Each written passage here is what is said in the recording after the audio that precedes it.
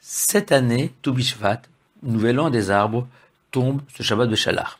À l'occasion du repas du vendredi soir, il conviendra de manger en dessert des fruits.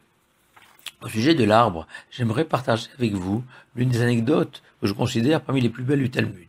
On raconte que Rav Yitzhak a demandé à Rav Nachman de le bénir. Et Rav Nachman lui a répondu par la parabole suivante. Un homme marchait dans le désert, affamé et assoiffé, lorsqu'il remarqua un arbre dont les fruits étaient doux, l'ombre agréable et un cours d'eau coulait à proximité. Il alla alors manger de ses fruits, but de l'eau et s'est abrité sous son ombre. Au moment de reprendre la route, le voyageur s'est tourné vers cet arbre et s'est interrogé. Comment pourrais-je te bénir? Te souhaiter que tes fruits soient doux, ils le sont déjà. Que ton ombre soit agréable, elle l'est déjà.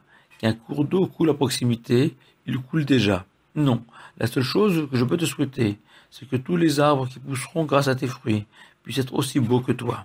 Et Rav Nachman a souhaité à Rav Yitzhak, qui était déjà à la fois un grand sage, un homme aisé et père de nombreux enfants, que sa volonté soit que tes enfants te ressemblent.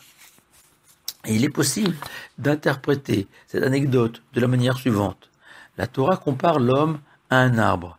Les mitzvot se divisent en deux groupes. Celles qui sont tournées vers Dieu, comme le Shabbat, et celles tournées vers son prochain, comme la bonté.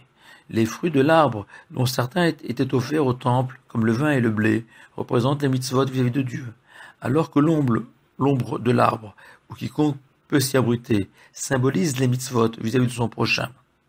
Et la finalité de l'existence est de parvenir, tel ce bel arbre, à produire de beaux fruits pour l'Éternel et offrir à son prochain l'ombre la plus agréable.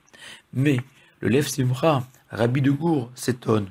Autant on comprend que Rav Nachman met au crédit de l'arbre la qualité de ses fruits et son ombre majestueuse, mais la présence de la source d'eau ne peut être imputée à l'arbre. Et le Rabbi répond, le roi David compare dans le premier psaume le juste à un arbre planté au milieu de cours d'eau.